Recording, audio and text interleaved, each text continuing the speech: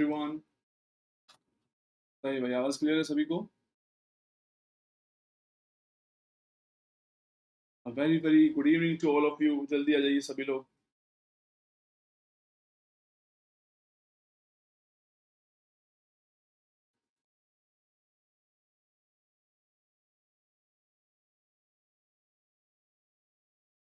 Audio and video एक बार जरूर check करके बताइए भाई, क्या दोनों आपको बिल्कुल क्लियर है?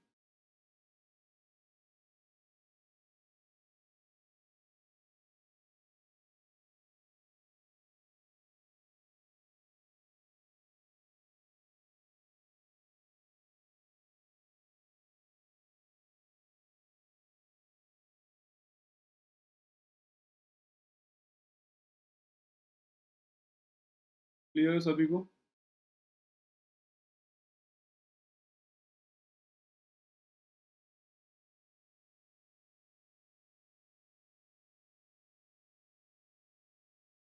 Very very good evening everyone. Good evening everyone, good evening. Prerna, Geetanjali, Hemant, Sohail, Mahirati, Sohail, Hemant, Upanshu, very very good evening. Yes, very good. Always try to be present on time, जैसे मैंने आप लोगों को बताया है। राइट, 1 आवर की क्लास है अपनी, उसमें हम अपने सारे काम की चीज़ें पढ़ेंगे। तो आज लो, पहले मैं आप लोगों को बता भी देता हूँ बेटा,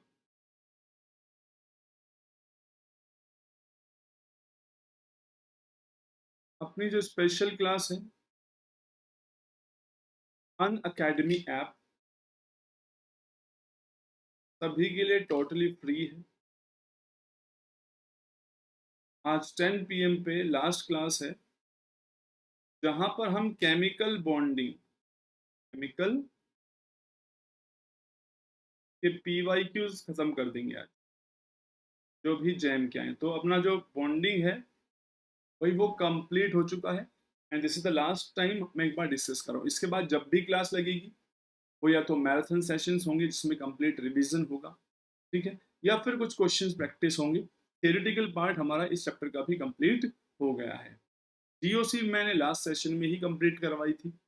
जीओसी की सारी थियरी, सारे क्वेश्चंस हम कर चुके हैं। इवन MS चौहान बुक जो है उसके भी काफी सारे क्वेश्चंस हमने कर लिए थे। Right, very very good evening everyone.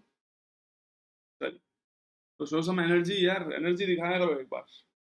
तो बहुत मस्त चीज है, बहुत मस्त चैप्टर है। स्लो स्लो चलेंगे बस। मैंने आप लोगों को, मैंने जो भी चैप्टर पढ़ाए हैं आपने पहले भी पढ़े हैं, तो मैं आप लोगों को यही कहता हूँ, जो मैं समझा रहा हूँ तो सिर्फ समझने की कोशिश कीजिए। अगर आप क्लास की थ्योरी समझ पा रहे हैं, क्वेश्चंस आपके लिए कोई बड़ी डील नहीं होंगे। तो ये रिएक्शन इंटरमीडिएट चैप्टर भी थोड़ा बेसिक चैप्टर है, इसको एडवांस लेवल पे हम धीरे धीरे लेके चलेंगे।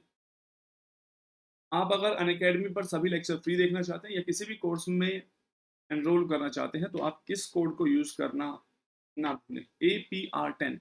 आप इस कोड को यूज करेंगे तो यू विल गेट 10% डिस्काउंट, और अनअकैडमी ऐप पर सारी क्लासेस जो है फ्री देख सकते हैं। तो इसको जरूर जरूर एनरोल करिए अपने आप को और इस कोड को यूज करना। ठीक ठीक है बेटा। तो प्लस और आइकैनिक दोनों के अपने फीचर्स हैं। आप मंथली देख भी सकते हैं क्या चार्जेस हैं, वो तो हर जगह के होते ही हैं ऑब्वियसली, ठीक है। एंड आप जानते हैं CSR नेट का जो एग्जाम है अभी हो सकता है दिसंबर में हो, नवंबर में हो, तो ऐसा कुछ फिक्स नहीं है, पता नहीं कब होगा या जो भी है।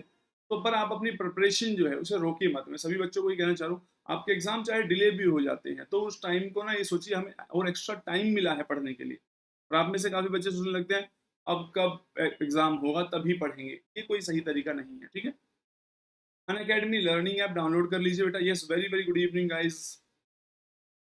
CSR UGC नेट में जाइए आप लोग, प्लस कोर्स में जाइए। जितना भी आपके सुटेबल है CSR नेट में आप प्रिपेयर कर रहे हैं उसके अकॉर्डिंगली 3 मंथ, 6 मंथ, 12 मंथ, जो भी आपको सुटेबल लगे उस कोर्स को बाय कीजिए। APR10 कोड यूज कीजिए। बस ये बात और ध्यान रखनी है आप लोगों को। फिलहाल जो है मैं आपको अनअकैडमी पर जो प्लस कोर्स है उसमें पढ़ा रहा हूँ ग्रुप थियरी। तो ग्रुप थियरी में हमने काफी पोर्शन कवर कर लिया है। अगर आप डेट भी ज्वाइन करते हैं तो ग्रुप थियरी के जो सारे लेक्चर्स हैं वो देख लीजिए। स्पीड बढ़ा के एक एक एग्जाम्पल को बहुत डिटेल में समझाया है और आप लोगों के बहुत काम आने वाला है। इसके अलावा हमने यहाँ पे स्टार्ट किया है रिएक्शन इंटरमीडिएट। तो ये वाले लेक्चर देखो, GOC कंप्लीटली यहीं पर है। तो GOC के सारे प्लेलिस्ट में जाइए, सारे लेक्चर्स को देखिए, एक एक पॉइंट को अंडरस्टैंड कीजिए, एंड देन इस चैप्टर पे आइए। रिएक्शन इंटरमीडिएट भी बहुत काम का चैप्टर है और 50% जीओसी जो है वो इसी में कवर आ जाता है। तो मैंने आपको लास्ट क्लास में क्या बताया था, देखिए ये तो एक बेसिक है, एक बार ही सुनना होता है, ये बार बार रिवाइज नहीं करना होता बेटा। रिएक्टिव इंटरमीडिएट क्या होते हैं? जो रिएक्टिव होंगे एक तरीके से अनस्टेबल हाई एनर्जी के होते हैं और रिएक्टेंट से प्रोडक्ट जाते वक्त बीच में बनते हैं। तो मैंने आपको बताया था सबस्ट्रेट वो होता है जिस पे अटैक होता है, जो अटैक करता है उसको हम रिएजेंट्स बोलते हैं। तो जब प्रोडक्ट बनने से पहले अगर सिंगल स्टेप रिएक्शन है एलिमेंट्री तो वहां ट्रांजिशन स्टेट बनती है, एग्जांपल SN2 रिएक्शन टाइप जो कि हम रिएक्शन मैकेनिज्म में पढ़ने वाले हैं अभी। और मल्टी स्टेप रिएक्शन है तो बीच में इंटरमीडिएट बनता है जैसे SN1 टाइप। इन कॉमनली जो कॉमन इंटरमीडिएट जो बनते हैं वो यही है, कार्ब कैटायंस, एनायंस, रेडिकल, कार्बोनेटिन एंड बेंजाइन। तो इनके बारे में हमें डिटेल में पढ़ना है। उसमें भी अभी सबसे ज्यादा प्रायोरिटी कार्बोकैटायंस है कि बहुत सारे रिएक्शंस में कार्बोकैटायन इंटरमीडिएट होता है।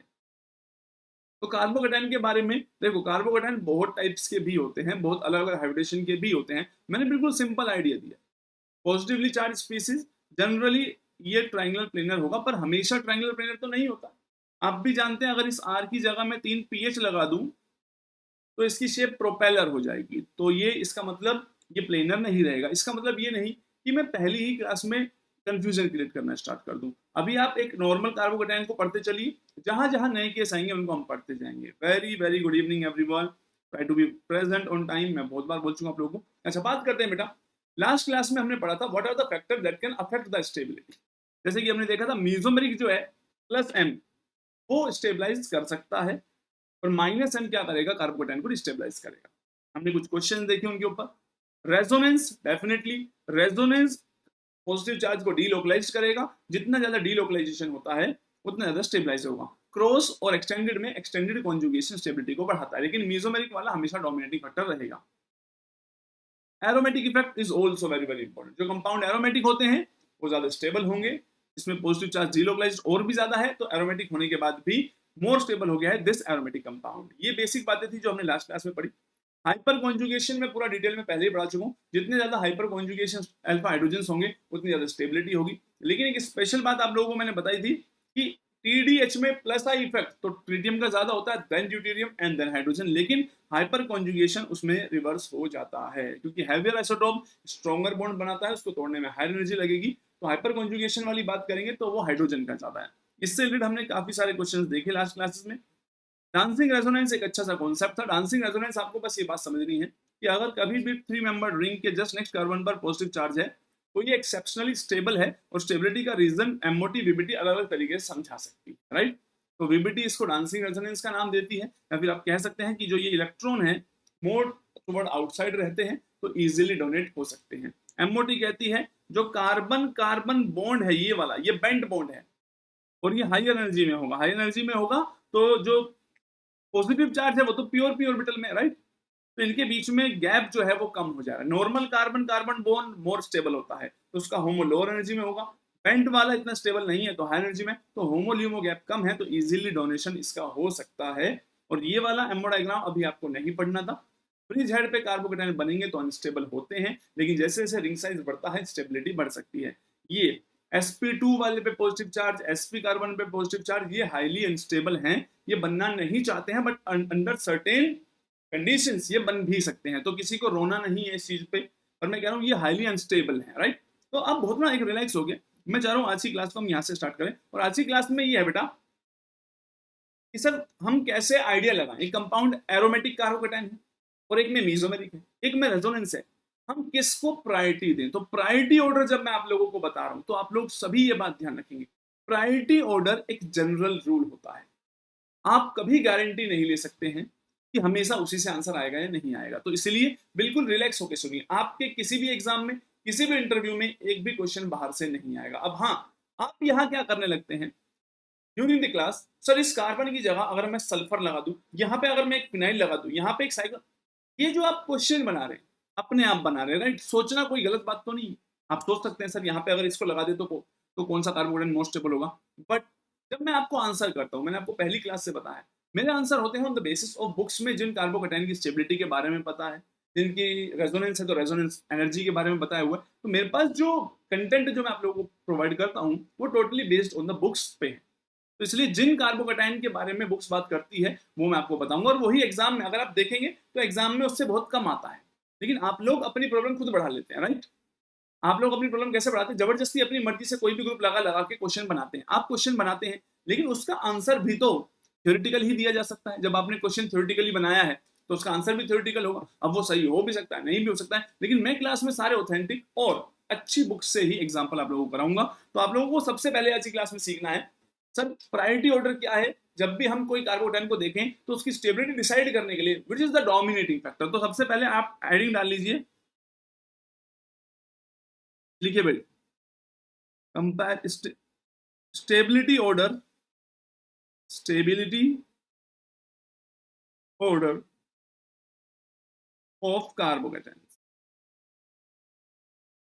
कार्बोकेटाइंस। आज की क्लास आप लोगों के लिए बहुत इंपॉर्टेंट। पहली क्लास में हमने क्या सीखा, कार्बोकेटाइंस की स्टेबिलिटी को कौन कौन से फैक्टर अफेक्ट कर सकते हैं। आज की क्लास में हम क्या सीखेंगे, इन फैक्टर में प्रायोरिटी ऑर्डर क्या रहेगा सर, सबसे डोमिनेटिंग फैक्टर कौन सा। नेक्स्ट क्लास में सीखेंगे द रीअरेंजमेंट ऑफ कार्बोकेटाइन। तो बिल्कुल ध्यान से समझिए, बहुत ज्यादा क्लास नहीं लगाऊंगा अब मैं, जो काम की चीजें हैं वो पढ़ते हुए चलेंगे, सारे एग्जाम इसी से कवर होते चले जाएंगे। तो क्लास स्टार्ट करने से पहले सभी लोग एक बार एनर्जी दिखा दीजिए, तालियां वालियां बजा के एकदम फूल बरसा दीजिए, दिल बरसा दीजिए, यहाँ पे एकदम क्लास का माहौल जो है थोड़ा सा रंगीन कर दीजिए, जिससे मुझे एनर्जी मिले थोड़ी और आप लोगों को भी। Are you guys ready? जल्दी बताओ भाई।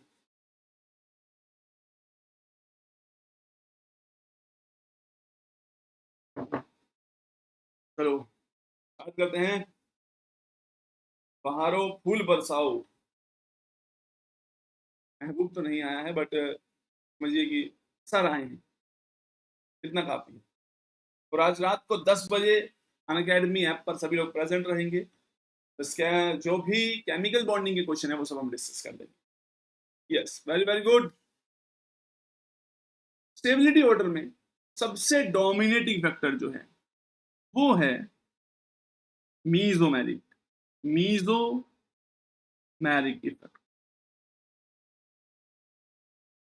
अब ध्यान से समझते जाना भाई, जिस कार्बोकेटाइन में मीजोमेरिक इफेक्ट लग रहा होगा वो सबसे ज्यादा स्टेबल होता है इन कंपैरिजन टू, चाहे किसी में रेजोनेंस हो रहा हो या किसी में एरोमेटिसिटी आती हो, कुछ भी हो, मोस्ट स्टेबल जो होता है वो मीजोमेरिक वाला ही होता है। तो आपको पहले ऑर्डर लिखना है और फिर हम सारे क्वेश्चन से इस ऑर्डर को जस्टिफाई करने की कोशिश करते हैं। तो मीजोमेरिक में क्या होता था आप भी जानते हैं बेटा, कि अगर कल एक बच्चे ने क्वेश्चन पूछा, सर अगर सी एच इस तरीके से OMe लवी ने क्वेश्चन पूछा था कि सर क्या यहाँ मीजोमेरिक हो सकता है? बिल्कुल हो सकता है, क्या दिक्कत है यहाँ मीजोमेरिक होने में। तो आप देखते हैं मीजोमेरिक इफेक्ट क्या करता है, ऑक्टेट को कंप्लीट करता है, राइट? क्योंकि आप देखो CH2 double bond OMe this. तो जब ऑक्टेट कंप्लीशन होता है, ऑक्टेट कंप्लीशन, तो वो बहुत स्टेबिलिटी लेके आता है, एक तरीके से एक बॉन्ड फॉर्मेशन हो रहा है, राइट? Octet completion.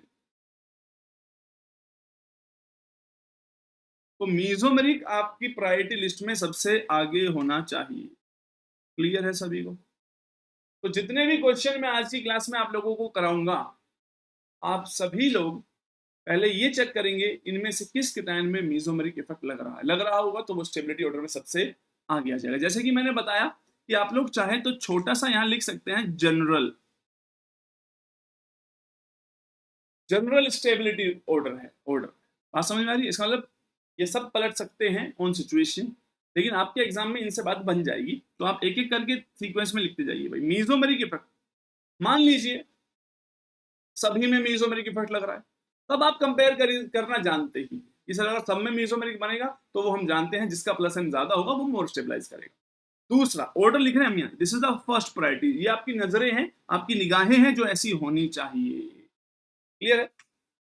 दूसरा जो फैक्टर होता है बेटा वो बहुत स्टेबल है। आप सोच रहे होंगे एरोमेटिसिटी, बट एरोमेटिसिटी से भी स्टेबल, तो ज्यादा स्टेबल माता है, that is the dancing resonance. Resonance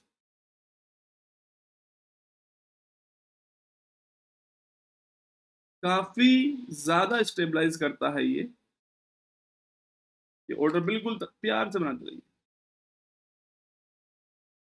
ट्रांसिक resonance भी काफी हाई प्रायोरिटी में है इवन देखिए हम सोचते थे सर एरोमेटिक बन रहा है कंपाउंड कितना स्टेबल हो जाएगा, लेकिन हमें थोड़ा सा आइडिया लग रहा है कि dancing resonance can stabilize more than the aromatic वालों में। उसका रीजन हम समझ ही गए, रीजन तो हमें एडजस्ट करने।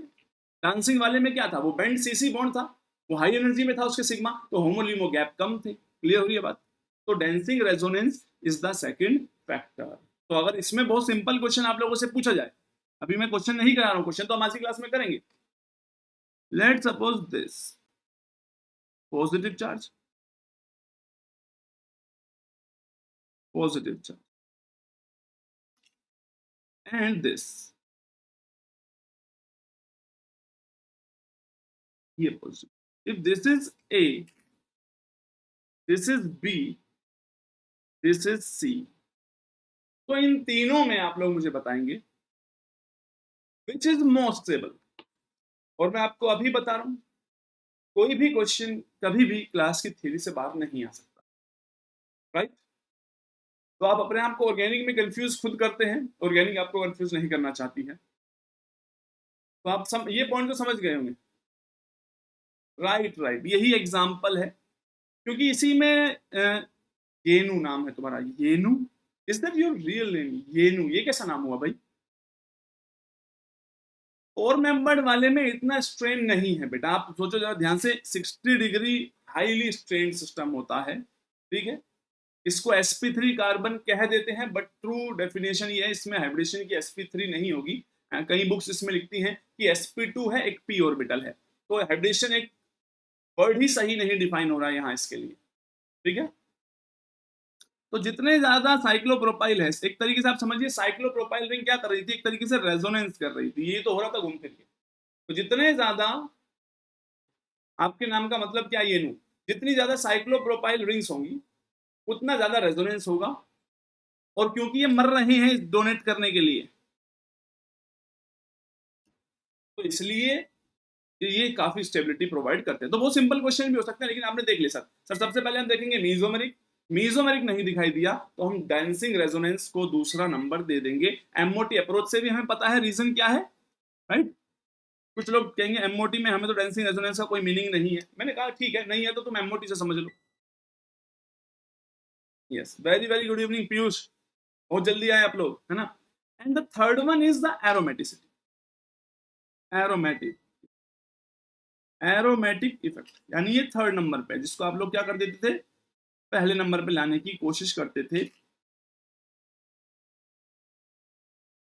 एरोमेटिक इफेक्ट आप लोग जानते हैं, अगर कोई पॉजिटिव चार्ज डीलोकलाइजेशन के बाद कंपाउंड को एरोमेटिक बनाता है, तो यानी इसका मतलब वो एक स्टेबिलिटी प्रोवाइड करता है। इसके बारे में हम पहले भी पढ़ चुके हैं, तो इसके बारे में अभी और डिटेल में जानने की जरूरत नहीं है, बट आप ऑर्डर जो है उसको दिल से लगाने की कोशिश कीजिए, mesomeric, dancing resonance and then aromatic effect. तो एरोमेटिक इफेक्ट को आप सबसे ऊपर कभी भी नहीं रखेंगे, क्लियर है? और एरोमेटिक इफेक्ट में सिंपल सिंपल बातें आप लोग जानते ही हैं भाई, कि अगर मैं कहूँ ये वाले में 3 मेंबर्ड वाले में एंड देन दिस 7 मेंबर्ड वाले में, ये बात मैंने कल भी बताई थी, चाहे मैं 10 बार पूछूंगा आपको 10 बार ही बतानी है, B is more stable, right? क्योंकि कुछ चीजें जो होती हैं वो बार बार प्रैक्टिस करने से हमें ज्यादा ध्यान रहने लगती है, और उनकी हमें बहुत बहुत ज्यादा जरूरत है। तो सबसे पहले आप देखेंगे सीक्वेंस, कोई भी बच्चा गड़बड़ ना करे, mesomeric effect, then dancing resonance, then आप एरोमेटिक इफेक्ट देखेंगे, क्लियर है? इसके अलावा अब हम बात करते हैं फोर्थ फैक्टर क्या है सर,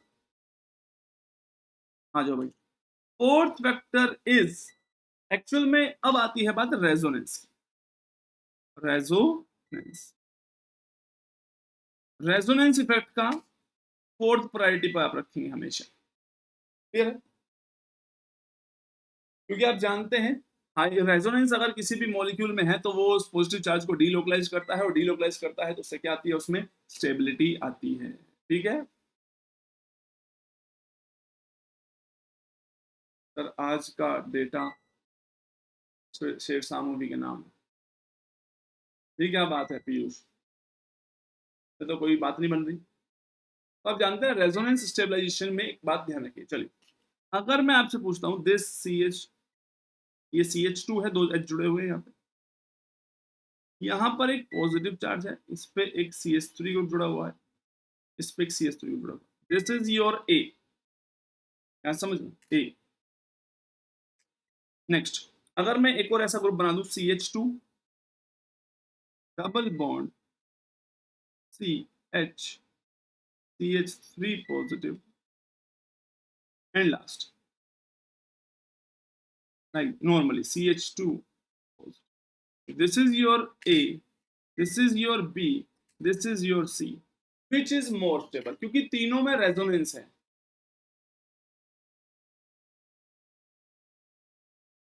तीनों में रेजोनेंस है, तो आप लोग कैसे डिसाइड कर देंगे स्टेबिलिटी का? बोलिए भाई, रेजोनेंस तो तीनों में नजर आ रहा होगा आपको, आना चाहिए। इसमें भी रेजोनेंस है, यहाँ पॉजिटिव चार्ज आएगा, इसमें भी रेजोनेंस है, यहाँ पॉजिटिव चार्ज आएगा, इसमें भी रेजोनेंस है, यहाँ पॉजिटिव चार्ज आएगा। What should be the correct order? Very good, correct order is sir A सबसे ज्यादा स्टेबल है, देन बी है, देन सी है। क्योंकि रेजोनेंस वाला फैक्टर अभी बराबर हो गया, राइट? बराबर हो गया है तो आप बहुत इजीली इस ऑर्डर को लगा सकते हैं कि सर यहाँ पर देखो इस पॉजिटिव के पास 6 अल्फा हाइड्रोजन भी है, राइट? 6 अल्फा हाइड्रोजन तो हाइपर कॉन्जुगेशन होंगे। इसके पास 3 अल्फा हाइड्रोजन है, इसके पास 0 अल्फा हाइड्रोजन। तो रेजोनेंस इंपॉर्टेंट फैक्टर है। अगर रेजोनेंस लग ही नहीं रहा, ये मत कहना जहां भी दुनिया में रेजोनेंस हो रहा है वो बराबर ही बात होती है, राइट? तो रेजोनेंस तीनों में है, बट फिर अगर रेजोनेंस तीनों में है तो आप नेक्स्ट फैक्टर पे जाएंगे। बिल्कुल सिमिलर क्वेश्चन इसी से ऐसा भी पूछ सकता हूं मैं आप लोगों से बेंजीन पर। एक एक क्वेश्चन यहां से समझना, क्योंकि मैं आपको वही बात पूछता हूं जो बुक्स में है। यहाँ पे CH3 positive, right? CH3H positive. This is the benzyl carbon. CH2 positive, right? This is P, this is Q, this is R. P Q R में एक बार सभी बच्चे कंपेयर कीजिए। अब चीजों को धीरे धीरे डिफिकल्ट करेंगे। देखो कुछ इनको तो आप समझिएगा, P Q R में रेजोनेंस ही लग रहा है, तो करेक्ट ऑर्डर क्या हो गया बेटा? सबसे ज्यादा स्टेबल कौन? P, then Q, then R। अगेन वही बात, क्योंकि रेजोनेंस तीनों में ही है, राइट? लेकिन फिर भी आप ये देखेंगे कि अल्फा हाइड्रोजन बढ़ने से स्टेबिलिटी आ रही है। वेरी गुड अविनाश, बहुत अच्छा आपने आंसर लिखा, नई नई चीजें लिख रहे हो। लेकिन now compare C and R. Your interesting question will be this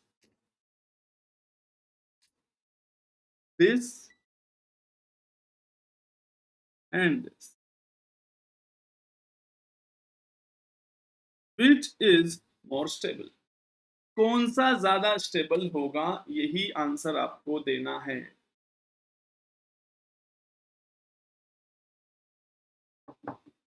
बताइए बेटा, विच इज मोर स्टेबल? इनके नाम कर देता हूं, मान लीजिए एक है सी, यही था, और ये है आर।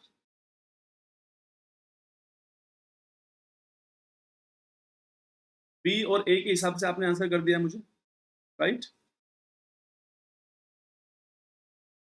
कोई नहीं, आप बी और ए के हिसाब से आंसर कर दो, मैंने सी और आर के हिसाब से पूछ लिया, राइट? एलाइल, इसका नाम भी लिख लीजिए, बहुत बार यूज होंगे। This is allyl and this is benzyl. तो एलाइल और बेंजाइल में से no doubt benzyl is more stable carbocation. तो देखो यहां हमने क्या बता दिया, रेजोनेंस दोनों में है, तो आप यहां जस्टिफिकेशन दे भी सकते हैं अपने आप, ठीक है? हालांकि अगर मैं इसी क्वेश्चन को थोड़ा सा और इंटरेस्टिंग बना दूं, कौन सा पोर्शन? अगर मैं यहां एक क्वेश्चन में इसको भी लिख दूं, CH3 C CH3 C CH3 and positive, और मैं इनके नाम बदल रहा हूं, सभी लोग ध्यान से सुनेंगे। C R की जगह कर दो X Y and Z। What should be the correct order? देखो, जब हम हायर लेवल केमिस्ट्री सीख रहे हैं ना, टाइम पे हमें मजाक नहीं चाहिए। मैं बहुत फनी क्लासेस बना देता हूँ, लेकिन कभी कभी आप देखते हैं मैं बहुत ज़्यादा सीरियस होता हूँ, क्योंकि जो चीज़ें हमें अफेक्ट करने वाली है कैरियर में, उन पे सीरियस हो। सबसे ज्यादा स्टेबल कौन है आपके हिसाब से? तो आपने आंसर दिया सर सबसे ज्यादा y, then x and then किसको आपने मान लिया z। लेकिन याद रखिएगा बेटा, लवी ने भी इसी का आंसर दिया है। वेरी गुड बेटा।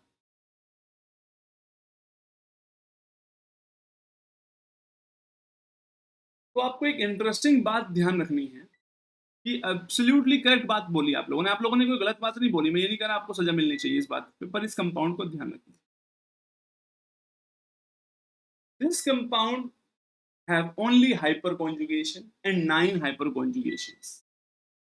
तो करेक्ट ऑर्डर सबसे पहले आप लिख लीजिए, क्योंकि आप सभी ने गलत आंसर दिया है। कॉन्ग्रेचुलेशन। तो correct order of stability is Z, then Y and then X।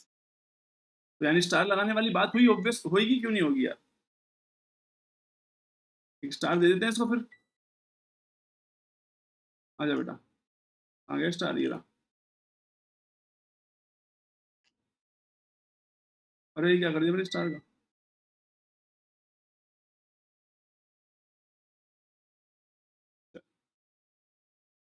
अब आप Z को हायर स्टेबिलिटी पे रखेंगे, ये बात तो रखेंगे ही रखेंगे, इसको तो आप चेंज करेंगे ही नहीं कभी भी।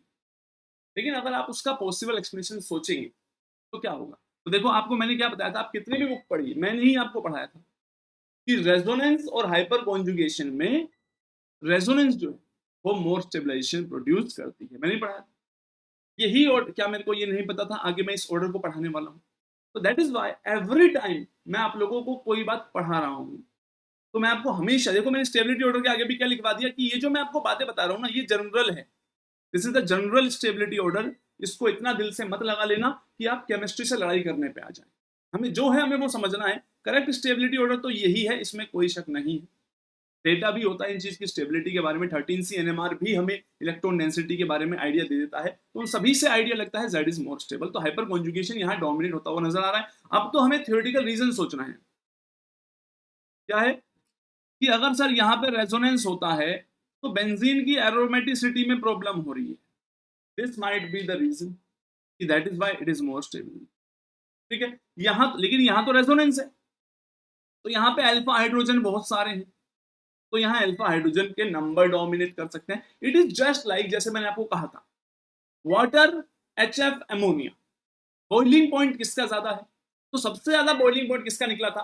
वाटर का। क्यों? क्योंकि वाटर के केस में number of hydrogen bonding dominate कर रही थी over the strength of hydrogen bonding, क्योंकि HF का हाइड्रोजन बॉन्ड जो है वो क्या है? ज्यादा स्ट्रॉन्गर है। सिमिलरली एमोनिया के केस में तो 4 हाइड्रोजन बॉन्ड बन रहे थे, देन वाई वो HF से कम बॉइलिंग पॉइंट रखता था, तो वहां पे क्या डोमिनेट हो रहा था बेटा? वहां पे डोमिनेट होता था HF की स्ट्रेंथ। बिल्कुल सिमिलर तरीके से ही आप लोगों को ये बात ध्यान रखनी है कि यहां पर भी जो स्टेबिलिटी ऑर्डर है वो स्टेबिलिटी ऑर्डर है ही। हमें सिर्फ पॉसिबल रीजन समझने होते हैं। तो डोंट वरी अबाउट इट। तुम्हें कोई नहीं पूछेगा, क्या तुम अपनी पूरी केमिस्ट्री पढ़ लेना, कभी किसी एग्जामिनर में ये नहीं पूछा जाएगा बताओ ये ऑर्डर क्यों है। बस वो पूछेंगे व्हाट इज द ऑर्डर। तो आप लोग क्या करते हैं? आप लोग इजी चीज में जबरदस्ती करने की कोशिश करते हैं। तो this is the fact. With data मैं आप लोगों को प्रोवाइड करता हूं, तो डाउट करने का कोई पॉइंट ही नहीं है। बुक से होती है सारी चीजें। इस ऑर्डर को आप लोग ध्यान रखेंगे। और पता है क्या, कार्बोकैटायन की स्टेबिलिटी कोई ज्यादा टाइम स्पेंड करने वाली चीज नहीं है। That is why I am not giving this lecture. इसको 4 लेक्चर में करेंगे। बस स्टेबिलिटी देखो कैसे कंपेयर करते हैं, 2 बेंजीन लगा दी, 3 बेंजीन लगा दी, क्योंकि इन सबका आइडिया पता है। आगे जब आप रिएक्शन मैकेनिज्म पढ़ेंगे तब कौन सा कार्बोकैटायन मोर स्टेबल बन रहा है, वहां और सॉल्वेंट के रोल भी होंगे। तो जितना मैं आज पढ़ा रहा हूं इस क्लास में स्टेबिलिटी, उसके अलावा किसी बच्चे को कभी भी कार्बोकैटायन की स्टेबिलिटी पे पढ़ना ही नहीं है। यानी पूरी लाइफ में सिर्फ एक लेक्चर कार्बोकैटायन की स्टेबिलिटी पे जो आज का है वो पढ़ना है। इसके अलावा कभी भी नहीं पढ़ना होगा। और कोई भी क्वेश्चन किसी भी लेवल पे कभी नहीं अटकेगा। समझ रहे बात? यानी इससे ज्यादा आगे जाना, कई बार एक टॉपिक में हद से ज्यादा आगे बढ़ना, उस टॉपिक में इतनी कंफ्यूजन क्रिएट कर लेना है कि at the present moment as a student आप लोग उस चीज को क्लियर नहीं कर पाएंगे। दैट इज व्हाई इस ऑर्डर को सभी लोग ध्यान रखेंगे। तो यानी कि वैसे तो मैंने क्या बताया कि your fourth factor should be resonance, right, and fifth factor should be hyper conjugation. ये तो मैं पढ़ाने वाला ही था, लेकिन मैंने आपको पहले ही बता दिया कि ये सारे ऑर्डर ऊपर नीचे हो सकते हैं, और एक नहीं सारे हो सकते हैं। तो मैं आपको क्यों नहीं दिखा रहा? अगर मैं सारे ही ऊपर नीचे करके दिखा दूंगा तो तुम कहोगे सर क्या क्या ऑर्डर लगाया है तुमने? ये ऑर्डर लगाने की बात ही क्या है? तो याद रखना, it is just similar to the acid and basis. याद कीजिए, एसिटिक एसिड पे क्लोरीन लगा दिया, क्लोरीन लगा दिया, तो कंपैरिजन आसान होता था, राइट। लेकिन एसिटिक एसिड को फिनोल से कंपेयर करोगे या अल्कोहल से कंपेयर करेंगे, उन केसेस में क्या होता था, उन केसेस में हम पहले से ही जानते थे ये अलग क्लास ऑफ कंपाउंड, ये अलग क्लास ऑफ कंपाउंड, अल्कोहल अलग है, ठीक है, फिनोल्स अलग हैं, ठीक है, इसके अलावा अमाइड्स अलग है। तो अलग क्लास ऑफ कंपाउंड्स में जब कंपैरिजन करना आता है तो उसमें तो हम डेटा के बेसिस पे ही कंपैरिजन करते थे, ये बात आप लोग जानते हैं, और क्योंकि बार बार पढ़ चुके हैं, इतनी बार मैंने आप लोगों को पढ़ाया तो आप समझ गए सर, डायरेक्ट देख के समझ गए सर एसिटिक एसिड तो मोर है, फिनोल से ज्यादा एसिडिक होता है, और इथेनॉल तो सर बहुत पीछे आता है, पीके जो है 16 से भी ज्यादा, 16 के आसपास आता है। तो सेम थियरी यहां बनाने की कोशिश कर रहे हैं, सॉल्वेंट थियरी मैं पढ़ाऊंगा। देखो आपको जो पढ़ने की जरूरत है वो मैं पढ़ाऊंगा, बस और कुछ नहीं करना। You have to be present in the class, जितना पढ़ा उतना पढ़ना, दैट्स इट। और अगर कभी कुछ पढ़ना भी है तो आप लोग बुक्स पढ़ेंगे, ना किसी की वीडियो देखनी है, ना किसी के नोट्स रेफर करने। ये मत सोचना अरे यार ये सर भी पढ़ाते हैं, इनके भी नोट्स देख लेते हैं। कंफ्यूजन क्रिएट करनी हो, अपने कॉन्सेप्ट बर्बाद करने हो तो जरूर ऐसा मर्जिंग कीजिए। अगर आपको मेरे से डाउट है तो मेरे से आप क्रॉस क्वेश्चन तभी कर सकते हैं if you have a book. आप मुझे बोले सर इस बुक में ऐसा लिखा है, मैं आपका क्वेश्चन को इज्जत दूंगा और आपके सोचने के तरीके को भी। अगर आप मुझे कहेंगे सर एक सर ने तो ना ऑर्डर ये लिखवा दिया, तो मेरे को कोई मतलब नहीं है फिर। हाइपर कॉन्जुगेशन स्टेबिलिटी लेके आता है रेजोनेंस के बाद, लेकिन इस ऊपर वाले ऑर्डर को ध्यान रखना, अगर ऊपर वाला ऑर्डर है तो आंसर गलत भी आ सकता है। हाइपर कॉन्जुगेशन में तो आप जानते ही हैं, ये मैंने कल भी बताया था, इसको आज भी लिख देता हूं कि नंबर ऑफ अल्फा हाइड्रोजन ज्यादा होंगे, नंबर ऑफ अल्फा हाइड्रोजन जितने ज्यादा होते हैं, alpha hydrogen directly proportional to the stability. कैसे इफेक्ट करते हैं ये बताने की जरूरत नहीं है, आज की क्लास में मैं मिक्सअप करके आपको क्वेश्चन दूंगा। बुक भी मैं ही बताऊं पीयूष, कोई बुक देखो, जीओसी जैसे टॉपिक के लिए, रिएक्शन इंटरमीडिएट जैसे टॉपिक के लिए, या रिएक्शन मैकेनिज्म, ये दो तीन टॉपिक है बेटा जो बहुत बेसिक है। इस बेसिक के लिए आप सिर्फ मेरे लेक्चर्स देखिए। जब हायर लेवल केमिस्ट्री होती है वहां पे हमें बुक्स रेफर करनी चाहिए। अब जीओसी के लिए मैं तुम्हें क्या बुक बताऊं, कौन सी बुक है जिसमें रिएक्शन इंटरमीडिएट अलग से पढ़ा रखा है?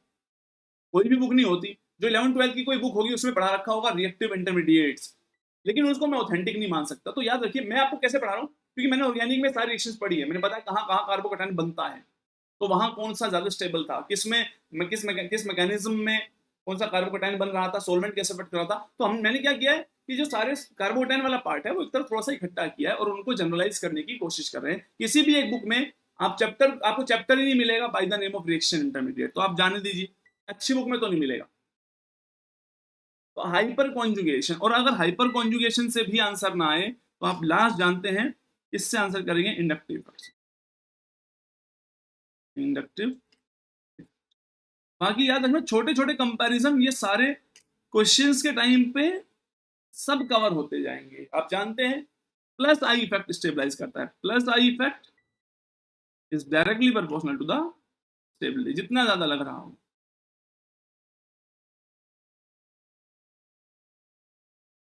अभी हम एक एक करके पढ़ रहे हैं जो भी पढ़ाना है। देखो तो दीज आर द फैक्टर्स जिनको आप याद रखेंगे भाई। सबसे मैंने एक जनरल ऑर्डर क्या बताया सब आपको, मीजोमेरिक, डेंसिंग रेजोनेंस, एरोमेटिसिटी।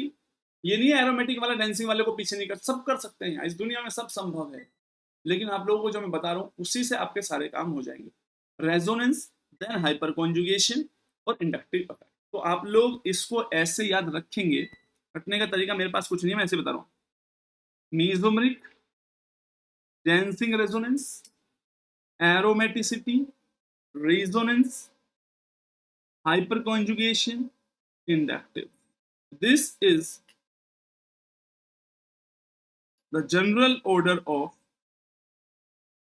ये मदारी बन गया क्या, मदारी, समझ रहे? This is the general order for the comparison of stability of carbocations. इसके अलावा जितने भी कार्बोकैटायन, देखो जब स्टेबिलिटी की बात कर रहे होंगे तो स्टेबल कार्बोकैटायन ही दे रखे होंगे, अगर अनस्टेबल कार्बोकैटायन दे रखे हैं तो फिर स्टेबिलिटी की तो बात ही करनी खत्म हो जाएगी वहां पे।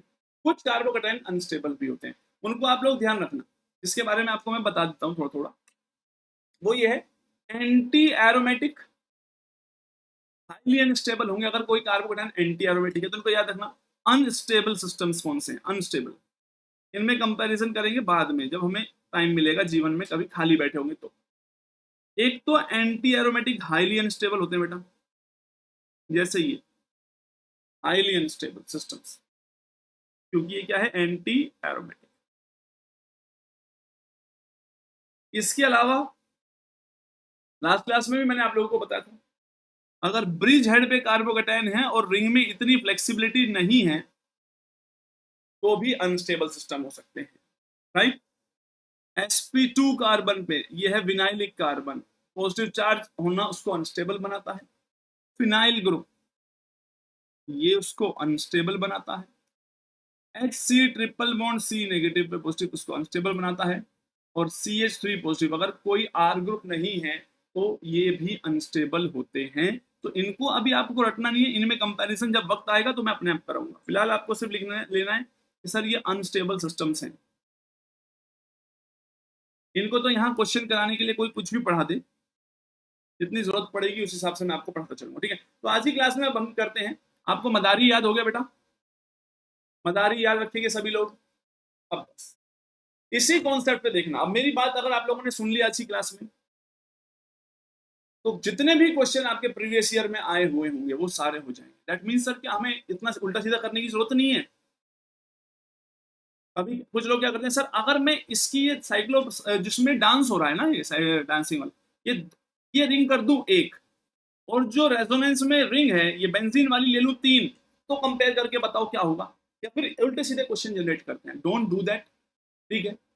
हमारे पास भी मैंने क्या बताया, मैं जो आप लोगों को डिस्कस कर रहा हूँ, मेरे पास उनके या तो 13C NMR के डेटा होते हैं जिससे मैं आइडिया लगाता हूँ कि कौन मोर स्टेबल है, और जो बुक्स में डेटा है मैं उन्हें कंपेयर करूंगा और बाकी क्वेश्चन के थ्रू करा दूंगा। तो आप लोग उल्टे सीधे कंपैरिजन नहीं लाएंगे। मैं आपको आपकी लाइफ टाइम के लिए कंफ्यूजन से बचा रहा हूँ कि दुनिया भर का कंफ्यूजन ना हो, और आपके हजारों क्वेश्चन से बचा रहा हूँ जो अननेसेसरी बनते हैं। अगर आपका कोई क्लासमेट कहता है अरे इन दोनों में कंपेयर करके दिखा दे, तो बोल दो हमें नहीं आता। बात बताओ, हमें नहीं आता ना, हमें घुसना, तेरे को आता है बहुत अच्छी बात है, हम रिजल्ट कंपेयर करेंगे एट द एंड, और नॉलेज भी। अरे पॉजिटिव चार्ज अनस्टेबल सिस्टम है, लिखा तो है मिश्रा, रजनीश मिश्रा, मैंने बताया तो है। अगर H नेगेटिव हटा दे तो उसमें पॉजिटिव चार्ज आएगा, तो ये अनस्टेबल सिस्टम बन रहे हैं, ठीक है। ये क्वेश्चन करने में हेल्प आप करते हैं। ये नॉर्मली आपको अनस्टेबल दिख रहे हैं, ये क्वेश्चन करने में हेल्प करेंगे आपको। चलिए अब मैं आपको कुछ क्वेश्चन दे रहा हूं, तो सभी लोगों को जो भी उन्होंने अब तक सीखा है बिल्कुल लॉजिकल तरीके से आंसर देंगे। This is your question number 1। चलिए भाई, आपको डिफरेंट डिफरेंट कंपाउंड दे रहा हूं मैं। प्रोपाइलियम आयन है सबसे पहले तो आपके लिए। एक भी क्वेश्चन गलत नहीं होना चाहिए, और अगर एक भी क्वेश्चन गलत नहीं हुआ तो मैं समझ जाऊंगा कि आप किसी भी एग्जाम के सारे क्वेश्चन को करने लायक हैं। और मैं कोई कंफ्यूजन क्रिएट नहीं कर रहा हूं, आप भी अपने दिमाग में क्रिएट नहीं करेंगे। बस हर किसी का अपना पढ़ाने का अप्रोच होता है, तो आप मेरे से पढ़ रहे हैं तो बस ऐसे ही करिए जैसे मैं कर रहा हूं। आज की क्लास कार्बोकेटाइन की स्टेबिलिटी पे एक ही और एकमात्र क्लास है, इसके अलावा ना पढ़नी है ना किसी चीज में जाना है। जहां जरूरत पड़ेगी आगे पढ़ा देंगे। तो this is your A, this is your B, and this is your C. चलिए बताइए which is more stable. A, B और सी का करेक्ट ऑर्डर लगा दीजिए। 10 क्वेश्चन दूंगा, अगर आपने वो 10 के 10 क्वेश्चन सही कर दिए हैं, दैट मीन्स आपको कभी भी कार्बोकेटाइन से ज्यादा डिटेल में इससे ज्यादा जाने की जरूरत नहीं है, राइट। चलिए, विच इज मोर स्टेबल। मदारी याद है हम लोगों को?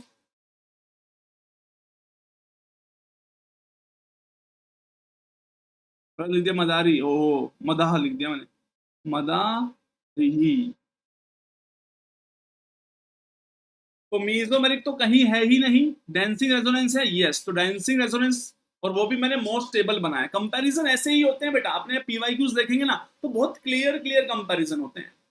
तो डांसिंग वाला आ गया, बी सबसे आगे। उसके बाद देखेंगे एरोमेटिसिटी है, बिल्कुल है, फिर ए सबसे आगे, और उसके बाद रेजोनेंस है, सी सबसे पीछे हो गया है। This is the first question. आप लोगों ने बहुत मस्त आंसर कर दिया है, वेरी गुड, ठीक है। This is your question number 2। मदारी की हेल्प लेके आप सारे क्वेश्चन करेंगे। नेक्स्ट क्वेश्चन आपसे ये कहता है, अगर मान लीजिए आपके पास इस तरीके से कार्बन है, इस पर है पॉजिटिव चार्ज, समझ समझ के आंसर करना, एक ऐसे है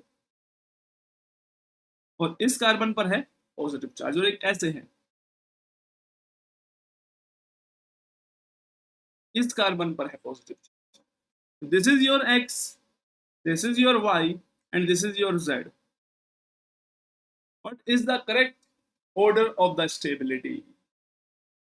What is the correct order of stability?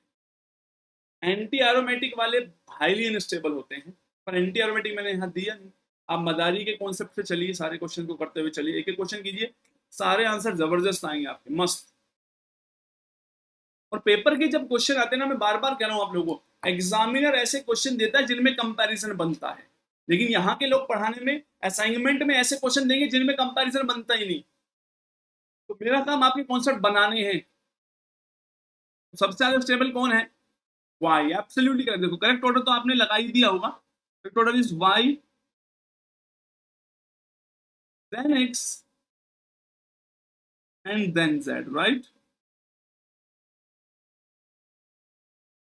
उसका रीजन किस एक्स और वाई में आपने किस बेसिस पे डिसाइड किया? तो आप अल्फा हाइड्रोजन देखेंगे, यहाँ 6 अल्फा हाइड्रोजन, रेजोनेंस नहीं है, कुछ नहीं है। दूसरे वाले में अल्फा हाइड्रोजन देखेंगे तो 3 अल्फा हाइड्रोजन इसके पास है, 2 इसके पास है, राइट। 7 है, तो मैं इनको मिटा रहा हूँ वाइट वाइट, अगर आप बनने से CS3 बॉन्ड समझेंगे। और ये नोट्स आप लोगों को तसल्ली से अपने पास रखने, पेपर में मैं बता रहा हूँ बेटा, मैं जानबूझ के ऐसे पढ़ा रहा हूँ।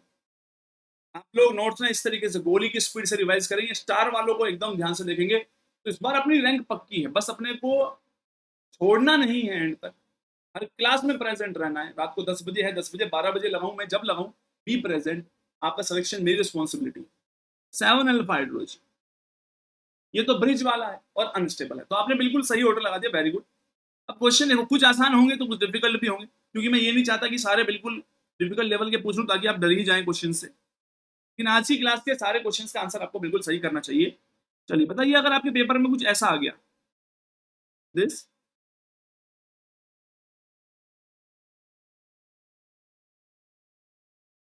एंड दिस, इसको मान लेते हैं P एंड Q,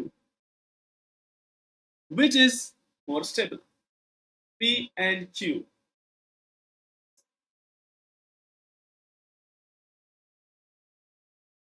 रीजन पे भी जा सकते हैं, लेकिन जैसे मैंने आपको बताया कि आपका एग्जामिनर आपसे कभी पूछता है why this carbocation is more stable, examiner कहता है भाई व्हाई का आंसर तो तुम ही जानो, यू जस्ट टेल अस कि which carbocation is more stable, P और Q, which is more stable.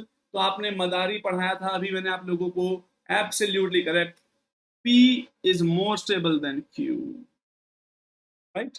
अच्छा, एक MOT अप्रोच और बताऊं, इसकी क्या हो सकती है? देखो दोनों ही p ऑर्बिटल में डोनेट कर रहे हैं, राइट। p ऑर्बिटल, कार्बन का p ऑर्बिटल ल्यूमो की तरह एक्ट कर रहा है। मेरा काम क्या है, आपको MOT का आइडिया देते हुए चलना भी है, क्योंकि देखो देयर आर टू वेज, आप ना पूरे रिएक्शन मैकेनिज्म को पढ़ सकते हो विदाउट यूजिंग MOT, और आप पूरे रिएक्शन मैकेनिज्म को पढ़ सकते हो यूजिंग MOT। मैं आपको दोनों का आइडिया देके चलूंगा, क्योंकि मैंने देखा है हमेशा एक टीचर एक पर्टिकुलर चीज को पकड़ लेता है, बस VPT से जो पढ़ा रहा है वो VPT से पढ़ाता है सारी जगह, वो इलेक्ट्रोनेगेटिविटी के बेसिस पे बता देगा किस पे पॉजिटिव चार्ज ज्यादा है। जो MOT से पढ़ा रहे हैं वो MOT से ही पढ़ा रहे हैं। MOT वो कहेंगे हमें नहीं पता डांसिंग रेजोनेंस क्या है, हम नहीं जानते कुछ भी। बट मेरा काम ये है आप लोगों को दोनों चीजों को बताना, और आपको मैंने MOT पूरी डिटेल में पढ़ाई है तो मैं समझा सकता हूँ। इनऑर्गेनिक भी पढ़ाई है, इनऑर्गेनिक भी, फिजिकल भी। मैंने आपको बताया था मोस्ट स्टेबल पार्ट क्या है, इज कनेक्टिविटी। कनेक्टिविटी कैसे आएगी, जैसे मैं बता रहा हूँ, साथ साथ रिटर्न कीजिए। अब आप सोचिए ये है आपका CC बॉन्ड जो बेंट वाला है, समझ गए बेंट किसकी बात कर रहा हूं मैं, ये वाला, इसमें जो 2 इलेक्ट्रॉन है, ये आपका होमो है इधर। यहां पे इलेक्ट्रॉन किससे डोनेट होंगे? तो मैंने आपको बेंजीन का एमो डायग्राम टाइप भी बताया हुआ था, तो उसके हैं पाई। तो अच्छा बताओ, सिग्मा और पाई में से नॉर्मली अगर आप लोग सोचते, सिग्मा और पाई में से नॉर्मली आप पाई जो है उसको ऊपर बनाते, राइट। बनाते कि नहीं बनाते? क्योंकि पाई वालों के, यार बचपन से पढ़ते हुए आ रहे हो, मेरे से पिटना चाहते हो क्या? देखो नॉर्मली हम ऐसे बनाते हैं, ये सिग्मा ऊपर पाई, क्योंकि हम मानते हैं सिग्मा में इंटरेक्शन जबरदस्त होते हैं, पाई में वीकर इंटरेक्शन। तो बच्चे क्या करते हैं, पाई को ऊपर बना देते हैं यहाँ पे, और फिर कहते हैं ओ देखो इसमें पाई ऊपर है, एक मस्त तरीके से ओवरलैपिंग होगी, होमोल्यूमो गैप कम हो जाएगा। But this is not the case, क्योंकि ये कार्बन कार्बन नॉर्मल बॉन्ड है ही नहीं। क्या आप लोगों को मेरी बात समझ में आई? अरे ये कार्बन कार्बन नॉर्मल बॉन्ड नहीं है, ये बेंट है, ये तो वैसे ही हायर एनर्जी में है। तो एक्चुअल में क्या होगा बेटा, पाई वाले नीचे होंगे, क्योंकि ये बेंट है।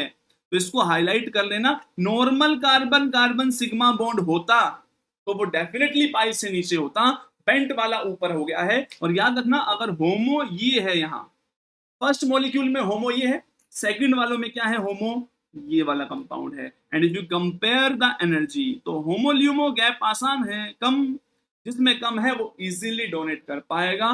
That is why according to MOD also this is more stable, यानी एक cyclopropyl ring bring more stability than a benzene ring. बात समझ में आ रही है आप लोगों को? बोलो भाई।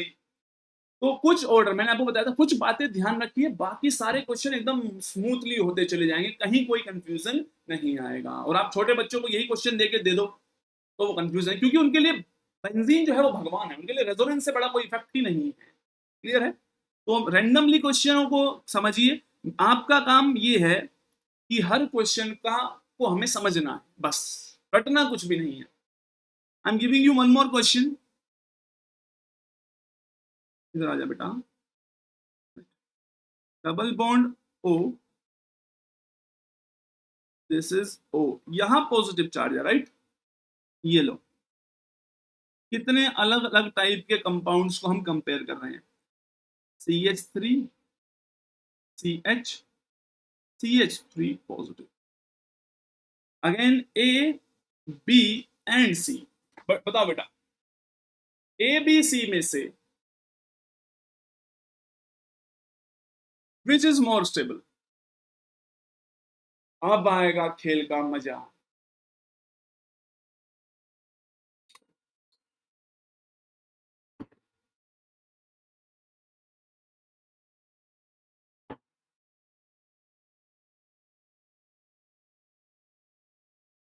देखा कितने different kind of compound given है आप लोगों के सामने, और आप में से किसी भी एक को डाउट नहीं है। क्यों डाउट नहीं है? क्योंकि आपका मदारी कौन है? MAD, mesomeric. ओ, मैं हर बार गलत आंसर लिख रहा हूं, बच्चे क्या सीखेंगे मुझसे? मदारी, यानी इस ऑर्डर को लिखिएगा। मीजोमेरिक है किसी में? Yes sir, mesomeric. Mesomeric octet complete करता है, और किसी भी कंपाउंड के लिए ऑक्टेट कंप्लीट करना बहुत खुशी की। याद कीजिए, कंपैरिजन ऑफ रेजोनेटिंग स्ट्रक्चर में सबसे पहला स्टेप हम क्या देखते थे? सबसे पहला स्टेप हमने प्रगति, ये मदाहरी में 2 बार एच काय को लिखा, this is not right Pragati. Second वाला एरोमेटिक आ गया है, तो यानी आपके पास मीजोमरिक है, डेंसिंग रेजोनेंस नहीं है, एरोमेटिक है एंड हाइपर कॉन्जुगेशन है। तो इसमें तो कंफ्यूजन ही कुछ नहीं आना चाहिए। Correct order is A, then B and then C। तो भाई आप लोग मदारी 50 बार लिखिए, क्योंकि हो सकता है पेपर में आप मदारी की बिल्कुल सही स्पेलिंग लिख दें, MADARI, और फिर ढूंढते फिरें कि ऑर्डर उल्टा हो गया है। तो please do right this again and again. तो मदारी के बेसिस पे आप कार्बोकटायन को नचा सकते हैं। हो गलती से, हो लड़कियों से भी गलती होती है, ये तो हमें आज ही पता चला। लड़कियां अगर गलती कर देती हैं, इनका नेक्स्ट टास्क होता है कि अब तुमने जो गलती की हो, चलो मैंने तो किया सो किया, पर तुमने भी तो ये किया ना, वो गेम जो है वो पूरा पलट चुका है। आप कुछ भी हमेशा देखना, पहली बात तो लड़कियां कभी गलती मानती नहीं, इन केस उन्होंने मान लिया है, तो अब उनका नेक्स्ट टारगेट ये होता है कि इससे बड़ी गलती कैसे, बड़ी गलती करने की जरूरत नहीं है, तुमने सब कुछ सही भी किया हो ना, तो आपकी गलती निकल ही जाएगी। ठीक है? तो ये बात ध्यान रखिए, लड़कियों को कभी बेटा गलत मत कहिए, आप जानते हैं वो गलत है, बस शांत रहिए। हाँ गलत है, पर कहिए मत कभी भी। ठीक है? लड़कियों का ऐसा ही होता है, आप लोग जानते हैं। मैं आप मेरा एक्सपीरियंस लीजिए बेटा, मैं आपको बहुत अच्छा एक्सपीरियंस दे रहा हूँ जीवन में। तो क्वेश्चन दे रहा हूँ, उसको ध्यान से समझिएगा। तुमने एक बात नोटिस की है कभी कि भाई साहब, अगर तुम किसी के साथ रिलेशन में हो, तो तुम्हारी गर्लफ्रेंड जो है वो कभी भी अपने एक्स को कभी ब्लॉक नहीं मारती? ऐसा होता है कभी? क्यों कहेगी तो क्या हुआ यार, वी आर जस्ट फ्रेंड्स। ठीक है? रात को 2 बजे बातें कर रही है ऑनलाइन, हमने यूं पूछ लिया भाई मैं रात को 2 बजे कहाँ ऑनलाइन हूँ, मैं मैं तो ऑनलाइन हूं सो हूं, पर तुम क्यों हो? क्वेश्चन अब ये नहीं है। समझ में आ रही बात? लेकिन इंटरेस्टिंग बात ये है, मैं आपको बताता हूं, आपकी अगर अपनी गर्लफ्रेंड से लड़ाई हो जाए, वो तुम्हें झट से ब्लॉक मार देती है। समझ रहे हो? तो इस क्वेश्चन को बहुत ध्यान से करना, जो मैं तुम्हें देने वाला हूं, ये आगे काम आएगा बेटा।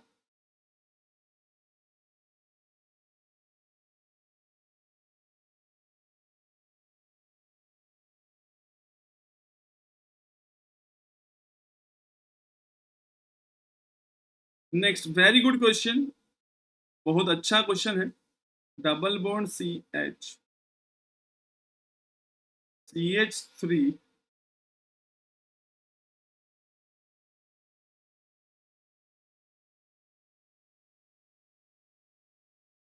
क्वेश्चन बैंक कहीं अवेलेबल नहीं है आकाश मेरा, मैं क्लास में ही क्वेश्चंस कराता हूँ, ठीक है?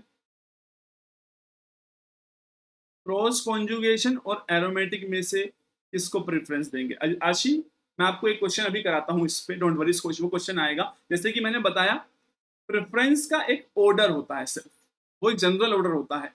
अब क्वेश्चन टू क्वेश्चन चीजें बदल सकती हैं। आकाश, मैंने आपके क्वेश्चन का आंसर दे दिया है। ऐसा कोई क्वेश्चन का बैंक नहीं है मेरे पास कोई रेडी, तो मैं क्लास में पढ़ाता हूँ। ये जो नोट्स हैं, ये मैं आपको शेयर कर देता हूँ टेलीग्राम पे, ठीक है? टेलीग्राम चैनल मेरे नाम से ही है, आप टेलीग्राम पे सर्च कर सकते हैं। अगर आ गया तो बहुत बढ़िया बात है, नहीं आया तो मेरी बेइज्जती हो जाएगी। कोई बड़ी बात नहीं बेटा। नेक्स्ट देखो, अगर CH बिल्कुल सिमिलर कंपाउंड बना रहा हूं, डबल बॉन्ड CH3 राइट? ये दो कंपाउंड मैंने आपको दे दिए हैं। This is A, this is B। अरे चार हैं, सुन तो लो। ABC ABC करने लगे निकम्मो, पहले क्वेश्चन तो देने दो।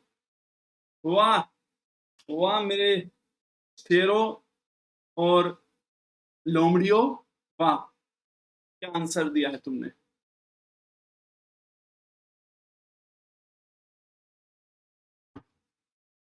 अब बेटा क्वेश्चन तो सुन लो, तभी तो आंसर करोगे।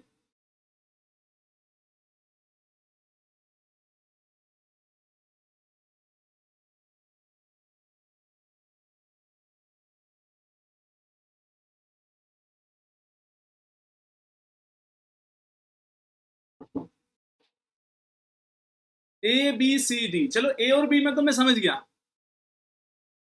अच्छा शेरनिया, तो मैंने शेरनिया ही तो कहा। तुम्हें क्या सुनाई दिया? तुम्हें कहीं लोमड़िया तो सुनाई नहीं दिया?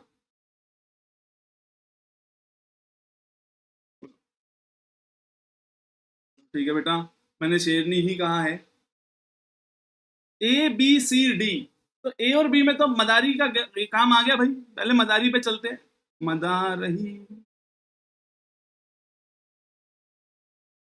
या फिर आप इसको ऐसे भी याद कर सकते हैं, मैडम आ रही। ये ज्यादा दिल के करीब लग रहा है, ठीक है? तो जब मैडम आ रही, तो मैडम आ रही में गड़बड़ करने की चांस कम है। मीजोमेरिक लग रहा है कहीं? सर मीजोमेरिक तो कहीं नहीं लग रहा। टेंसिंग रेजोनेंस कहीं नहीं। एरोमेटिक, एरोमेटिक वाला है, बिल्कुल है sir ji. That is Y A और बी दोनों एरोमेटिक है, तो मोर कॉन्जुगेशन किस में है?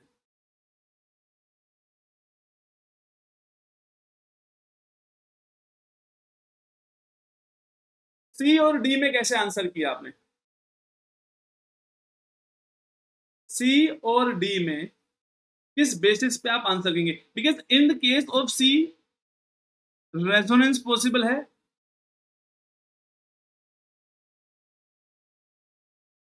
इसमें भी रेजोनेंस पॉसिबल है। तो मेरा क्वेश्चन आपसे ये है कि सी और डी में वाई आप लोगों ने सी को ज्यादा प्रायोरिटी पर रखा है। तेरे को क्या बात करनी है मैम से, हैं? क्या बात करनी है? नहीं मैं करा दूं, क्या करेगी? हेलो मैम, वो कहेगी हेलो, फिर एक ऑकवर्ड सा मोमेंट क्रिएट हो जाएगा। तेरे को ये चाहिए, बता दे। फिर कुछ बात करने की है तो बता भाई, मैं बहुत अर्जेंट बात है, कुछ भी नहीं करना होता।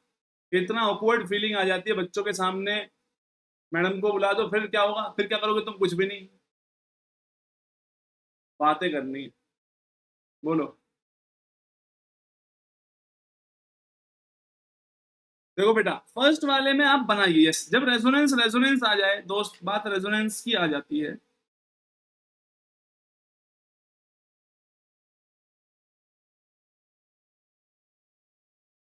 तो डबल बॉन्ड यहां आ गया, पॉजिटिव चार्ज इस पे आ गया। तो जब पॉजिटिव चार्ज इस पे आ जाएगा, तो यहाँ हाइपर कॉन्जुगेशन भी मिल रहा है 3 अल्फा हाइड्रोजन का। और अगर आप ध्यान से सोचे, दिस इज इक्विवेलेंट रेजोनेंस है, तो इक्विवेलेंट रेजोनेंस भी बन रहा है, इक्विवेलेंट।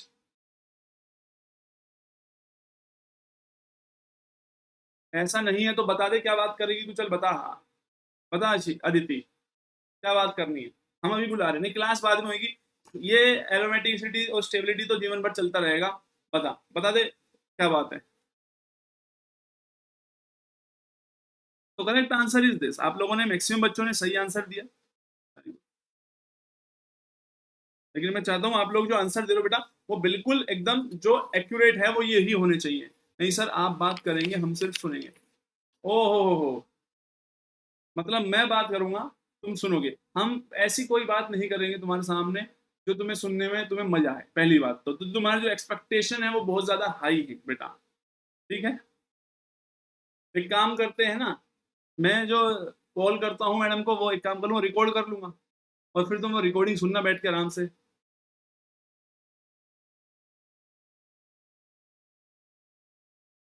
मैम को देखना है? क्यों देखना है तुम्हें? क्यों बताओ तुम्हें क्यों देखना है? हमें देखना है, मुझे देखो।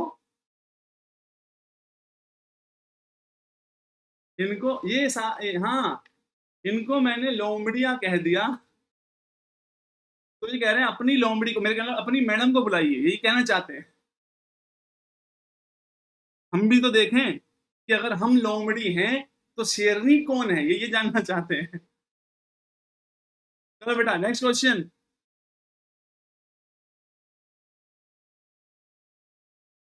दिस कंपाउंड,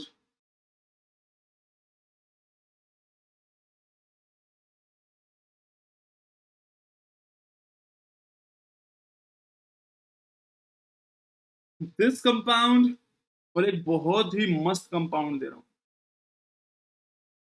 सबको फेल कर देगा ये।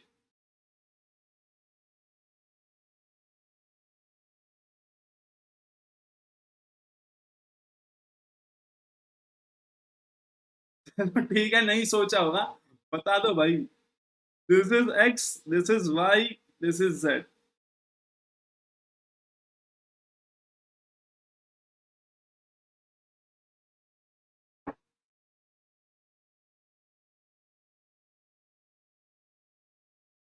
Correct order of stability.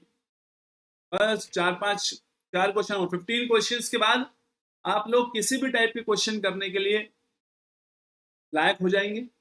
और नेक्स्ट क्लास में हम फिर रीअरेंजमेंट ऑफ कार्बोकेटाइन स्टेबल करेंगे, स्टेबिलिटी के बारे में बात करेंगे, रीअरेंजमेंट कब होता है, कौन सा शिफ्ट होगा, etcetera etcetera.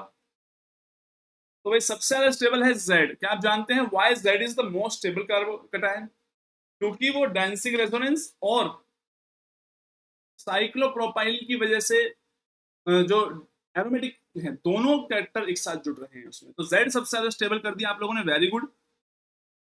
Then X, Y और एक्स में से आप किसको आगे कर रहे हैं भाई? Benzyl carbocation is more stable I guess, right? Benzyl ही होता है। एंड वाई,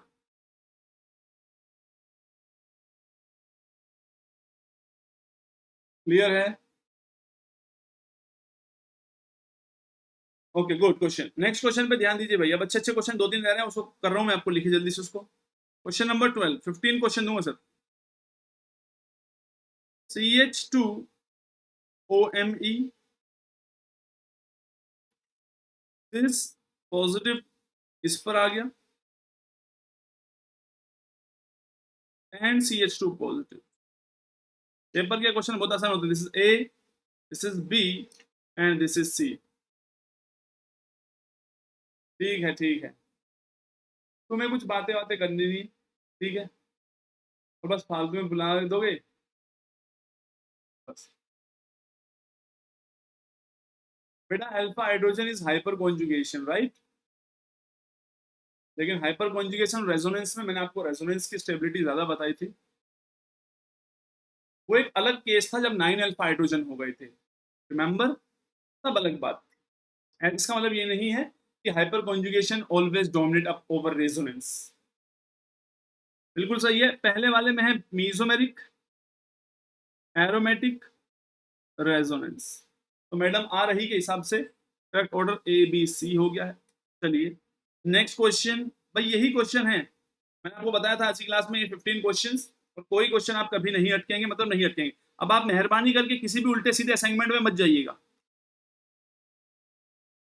अगर आप किसी भी उल्टे सीधे असाइनमेंट को क्वेश्चन बैंक को करने लगे तो फिर मैं जिम्मेदार नहीं हूं आपके दिमाग में जो उल्टे सीधे क्वेश्चन आएंगे और आप कहेंगे सर ये असाइनमेंट हमसे हो नहीं रहे हैं। उसका रीजन है बेटा, मैंने अगर 15 क्वेश्चन दिए हैं और 1 घंटे में आपको स्टेबिलिटी ऑफ कार्बोनेट के बारे में बता दिया है, तो आप किसी भी पीवाईक्यूज में जाइए, एग्जाम के क्वेश्चंस में जाइए, वो पूछते हैं लॉजिकल क्वेश्चंस। असाइनमेंट में तो कोई कुछ भी बना सकता है। चलो this is P, this is Q, ये ले, इनमें से मोर स्टेबल कौन है? जल्दी बताओ बेटा, विच is more stable? Which which is more stable? Which is more stable? जल्दी बताओ।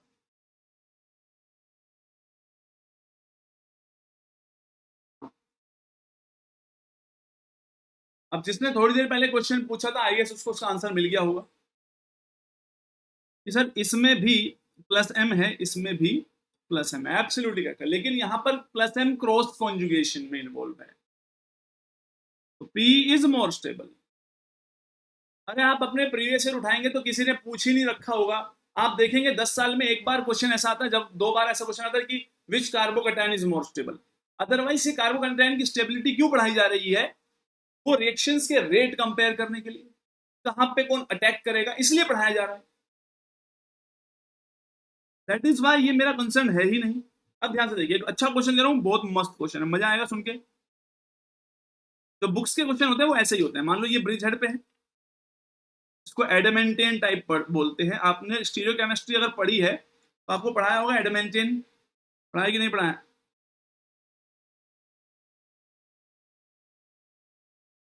इस तरीके से तो थोड़ा सा सही कर देता हूँ।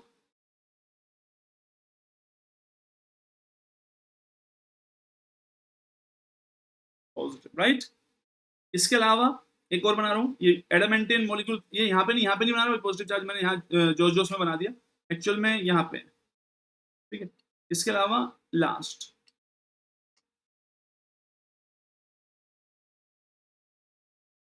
इस पे एक ये ऐसे, एक ऐसे,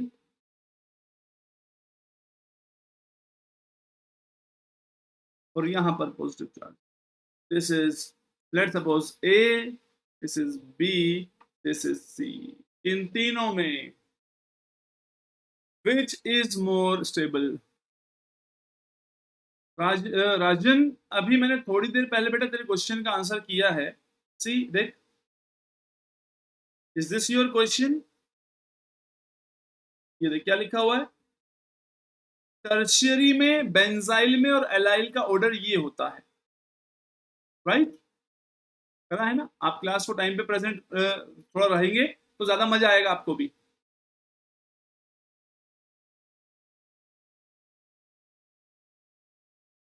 आशी अपना क्वेश्चन ना टेलीग्राम पे मेरे को सेंड करना, ठीक है? जैसे लवी ने कल सेंड कर दिया था, मैंने आज उसको आते डिस्कस कर लिया।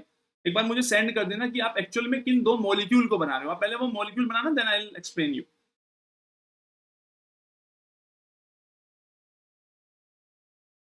तो आपको ये वाली बात समझनी है बेटा।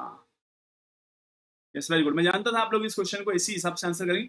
आपने जो आंसर किया वो बिल्कुल सही किया। आप जानते हैं आपने बिल्कुल सही आंसर क्यों किया? क्योंकि आप लोगों ने कॉन्सेप्ट के हिसाब से ही आंसर किया है, बट एक्चुअल में करेक्ट ऑर्डर जो होगा वो ये होगा। देखो ए तो सबसे अनस्टेबल है ही, बट आप बी को स्टेबल बनाना चाह रहे हैं, but correct order is this. इसकी स्टेबिलिटी का रीजन होता है जो ये साइक्लोप्रोपाइल रिंग है वो इसको स्टेबलाइज करती है डांसिंग रेजोनेंस के थ्रू। ये भी कर सकती है साइक्लोप्रोपाइल रिंग, ट्रेन वाला, ये भी कर सकते हैं।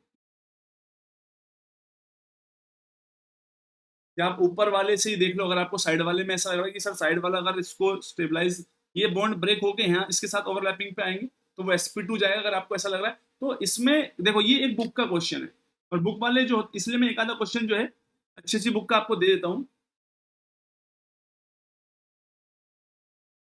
बेंजाइल कार्बोकैटायन में रिंग एरोमेटिक बन रहा है, तो उस बेसिस पे आप लोग कैसे आंसर करेंगे केमिस्ट्री लर्नर? पॉजिटिव चार्ज का मोर डीलोकलाइजेशन जो है वो बेंजीन रिंग में हो रहा है, एंटी एरोमेटिक कहां बन रहा है? अभी मैं आता हूं उसमें, सुनिए बेटा। तो ये वाला क्वेश्चन एग्जाम में कभी नहीं आएगा, जस्ट एक आइडिया है आप लोगों को। आपके पेपर के लेवल ऐसे क्वेश्चन के साथ डिस्कस करेंगे जो मैंने यहां से ऊपर अब तक पूछे हैं, राइट। अब आ जाते हैं बेंजाइल वाले पे।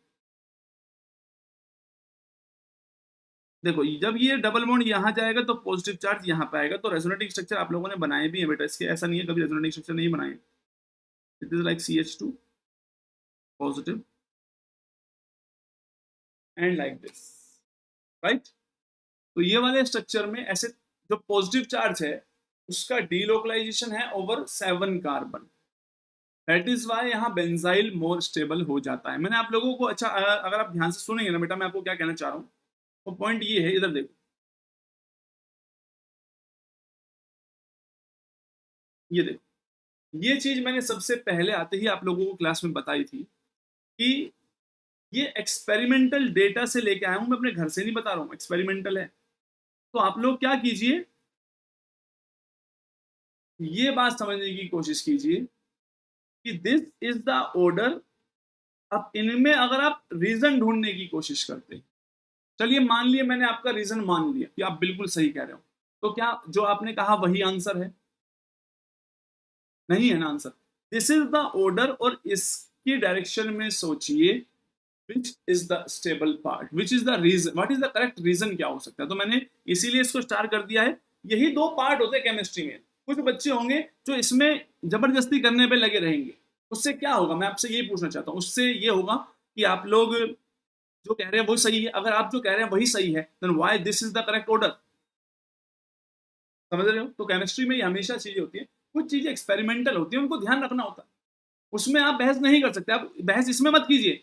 अब जो सोचे, इसके बाद देखो अगर हमने वो बात समझी तो कितने सारे क्वेश्चन हमने लॉजिकली कर लिए, ये सारे क्वेश्चन हम वहां अप्लाई कर सकते हैं, राइट। अभी मैं आप लोगों को क्रेग रूल भी पढ़ाऊंगा। हकल्स रूल जो है वो मोनोसाइक्लिक सिस्टम्स के लिए होता है, आपका सोचने का तरीका सही है गलत नहीं है, बट आप उसके बारे में कभी मत बहस कीजिए, उसके बारे में कभी लड़ाई मत कीजिए। जो चीज मैं आपको पहले ही बता चुका हूँ, this is the experimental order, मेरे कॉन्सेप्ट के हिसाब से भी बेटा this is not the right order. मेरे कॉन्सेप्ट भी यही कहते हैं कि रेजोनेंस मोर स्टेबलाइज करना चाहिए, but if this is the right order, आपको क्या लगता है मेरे दिमाग में सवाल नहीं आया होगा कभी, या मैंने दुनिया में जो किताबें इतनी पढ़ी हैं क्या उनमें नहीं है इसके बारे में कोई पॉइंट, राइट। तो मैं आपको ये सारे डिस्कशन आपको मैंने बता दिया। आज के बाद आप लोगों को बस ये पॉइंट याद रखना है, कभी भी कार्बोकैटायन की स्टेबिलिटी के बारे में बात आती है तो mesomeric, dancing resonance, aromaticity, resonance, hyper conjugation, inductive effect, clear है? बस इतना पॉइंट ध्यान रखेंगे। तो गाइस अपना ध्यान रखिए, अब रात को 10 बजे मिलेंगे, टाइम पे प्रेजेंट रहना है, रोज 8 से 9, this is the fix timing. Share कर दीजिए, लाइक कर दीजिए, सब्सक्राइब कर दीजिए, कुछ भी हो जाए, आंधी तूफान कुछ भी आए, हमें 8 बजे यहाँ प्रेजेंट रहना ही है। अगर हम अपनी ऑर्गेनिक को बहुत अच्छी करना चाहते हैं, इनऑर्गेनिक फिजिकल भी मैंने पढ़ाया, जीओसी के 4 लेक्चर हैं, उनको आप जरूर देख लीजिए। क्वेश्चन नंबर कौन से में? कार्तिक, कार्तिक एक बात बता, जब मैं फोर्थ क्वेश्चन नंबर 4 की बात कर रहा, किसमें बात कर रहा? अच्छा मैंने 6 लिख दिया क्या स्टूडेंट? अरे ये क्या है, ये मैंने क्या लिखा हुआ है? तुम बता क्यों नहीं रहे मैं इतना गंदा ऑर्डर लिख रहा हूँ उसका? रुको रुको, this is question number 4, right. तो मैंने तो इतने कराए नहीं, मैं खामा खा खुश हो रहा हूँ, मैंने बहुत सारे क्वेश्चन करा दिए तुम्हें, तुम भी पूरे निकम्मे हो। क्यों नहीं बता रहे सर ये क्या ऑर्डर डाल रखा उल्टा सीधा? 6, 7, 8, बस 8 8 ही बहुत है। 9, हाँ इसका आंसर सर क्वेश्चन नंबर 4 में क्रॉस कॉन्जुगेशन। वेरी गुड, बिल्कुल सही बात है। ठीक है, इसका कंपैरिजन आप किसी ऐसे ही कंपाउंड से कर सकते हैं बेटा जिसमें मीजोमेरिक हो और क्रॉस कॉन्जुगेशन ना हो, राइट। ये बात ध्यान रखनी होती है, ये अलग क्लास ऑफ कंपाउंड है। मान लीजिए मेरी स्ट्रेंथ बहुत ज्यादा है, ठीक है, जिस आप मेरे से कंपेयर कर रहे हैं छोटे बच्चे को, मेरी स्ट्रेंथ बहुत ज्यादा है लेकिन मैं थोड़ा सा बीमार हूं भी, तो भी उस बच्चे की पावर मुझसे ज्यादा नहीं आने वाली है। बात समझ में आ रही है? तो इसीलिए मैं आपको कह रहा हूं दीज आर द अलग क्लास ऑफ कंपाउंड्स, इस हिसाब से आपको समझना है, राइट। कंपैरिजन सेम टाइप में ही हो सकता है, लोमड़ियों का कंपैरिजन लोमड़ियों में होगा, शेरनियों का कंपैरिजन शेरनियों में होगा। समझ में आ रही है बात सभी को? बोलो भाई। ओके गाइस, अपना ध्यान रखिए, 10 PM मिलेंगे अनअकैडमी पर, स्पेशल क्लास है, फ्री क्लास है, सभी के लिए है। PYQs केमिकल बॉन्डिंग उसको खत्म कीजिए, फिर एटॉमिक क्वांटम स्टार्ट करना, स्पेक्ट्रोस्कोपी भी स्टार्ट करनी है। Bye bye everyone, take care, I will see you in the next class. Yo